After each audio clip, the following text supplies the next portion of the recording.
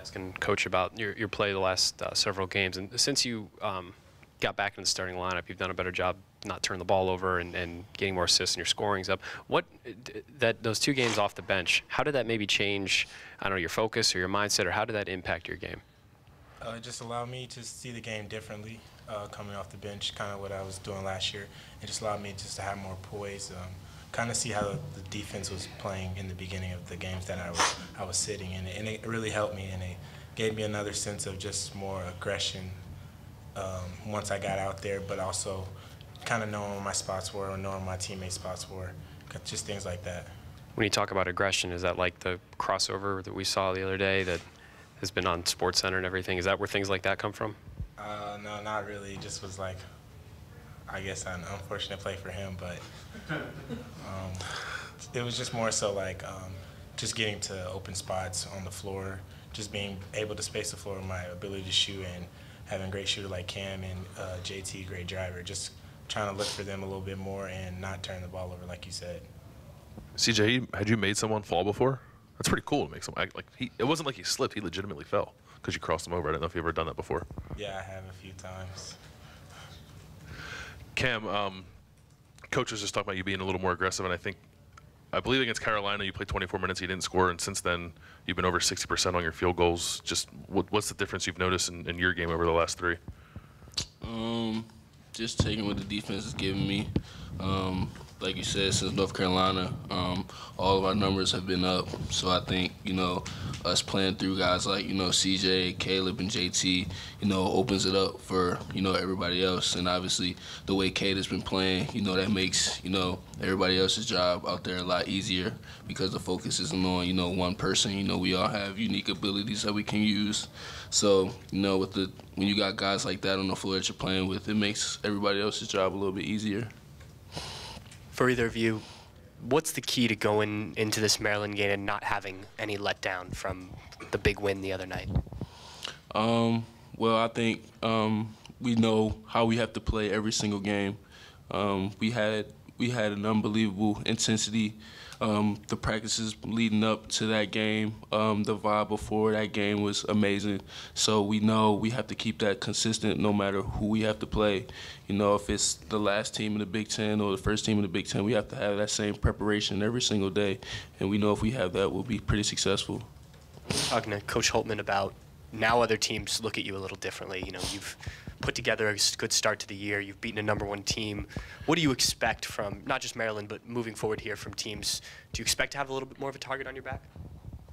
I'm not really sure. We're just going to take it day by day. That's kind of the way we look at things, and that's how we've been looking at things since the beginning, since the coaches got here. We just want to take it game by game. We're just going to focus on Maryland. We can't really worry about what other teams are worried about and how they look at us. We just got to focus on what's ahead of us.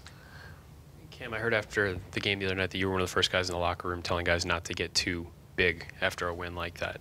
Is that part of being a fifth-year senior and a leader on this team, or is that something you feel like you've seen in the past that needed to be re-emphasized because it didn't happen before? I just don't think now is the time for any slip-up. Like I said after the game, how we played has to be the standard in practice. It has to be the standard in every game and everything that we do. So I feel like if we keep that up, that doesn't leave any, margin for error. So even if we do have like a lull in the game, we know what it takes now to get back to where we need to get to, since we've proven that we're capable of playing at a high level. You talked about guys sort of accepting roles, and like when Keita is playing the way he's playing, it opens up things for everybody. I know everybody wants to be the guy. Is it hard to accept that someone else is the guy and you're going to play off of him? No, not at all, because we now have the guys, the appropriate guys who all have one common goal, and that's just to win. No matter who's scoring, who's getting the most rebounds, everybody wants to win. I feel like nobody has any ulterior motives. Everybody just is all in and is all dive into that one thing, and that's winning. And that's what the fans want to see. That's what everybody's been waiting for these 4 or 5 years. Myself, JT, CJ, and Kata, we've been itching for this moment right here, and we're just gonna, we're not gonna take it for granted at all. Hi, fellas, in the back here. Obviously, the objective tomorrow and for the rest of the year is to somewhat forget about what you did on Sunday. But to the other side of that argument, what do you have to take from Sunday with you as you go along? What lessons, what did you prove to yourself Sunday that you think is valuable as you march through a long season ahead? I would just say a sense of confidence. We know that it's still a long season, a long Big Ten road ahead of us, and right now we're kind of at a high of what everyone would say, and we know there's going to be times where games get tough. It's just not going to always go our way, so we have to realize that there has been good times, and we know how good we are capable of being once we play all together and do the things that we're supposed to do leading up to the games and while we're playing in the games. Coach was talking about hoping to get a little more scoring from the guys on the bench, and I know a few years ago you obviously performed that role really well for this team. Like, I don't know if you talked to those guys, but like, what advice would you have for them they're playing really good defense and are rebounding, but to be in a mode where you can also come off the bench and score? Just what would your advice be to those guys? Just stay confident, no matter what. Even if, you're not scoring, try not to focus on, that part of the game. I know it's tough because that's what everybody looks at, but I know something that's taken me a long way is, when I'm, getting rebounds or, performing well on the defensive end, the offense is going to come eventually. And they're young too, so I just tell them, just stay the course, just trust the process, trust what, the veterans are preaching, trust what the coaches are preaching, and everything will fall into place at some point. Just don't lose hope, because once you lose hope, then everything else just falls apart. Cam, you've been here Keita's whole career. I'm curious his development, what you've seen of it. Did you see this as a potential ceiling for him, just kind of how he's evolved? I mean, I know we heard a couple summers ago how great he was playing before he got hurt and whatnot, but I don't know if anyone expected this level from him right now. What have you guys seen from him just over the course of his career?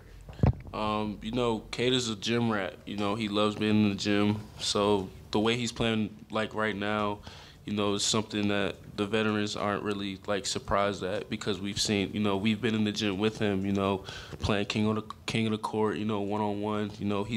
We've all been in the gym and seeing the work that he's put in. And when he got hurt, we all knew, when he came back, he was going to be hungry. So this isn't really anything out of the ordinary. At least when we talk to him, he's quiet and wants to deflect to the team and whatnot. But do you think he knows how good he can be? I mean, obviously he, puts up a career high the other night against the number one team in the country. But does he get how good he's playing right now? I think it doesn't really come out until he gets the ball and he actually realizes, if he has a mismatch, he makes immediately the right move or immediately the right read. But other than that, he doesn't really talk about it, or he doesn't really show it. And that's what we need on this team. Somebody who leads by example, so we all can follow when we get on the court with him. What have you seen from Maryland as you've looked at them, and what sort of challenge do their guards present for you guys? We know Maryland's going to be a tough test. They're going to come in here hungry. It's the Big Ten, so we know any game's not going to be easy. They have great guard play. Their bigs are pretty solid play above the rim, so it's going to be a tough test for us if we don't come out and play like we're supposed to. We're going to go watch personnel here in a little bit and just kind of prepare for tomorrow and prepare to play the right way. Okay. All right, thanks, guys. Thank you.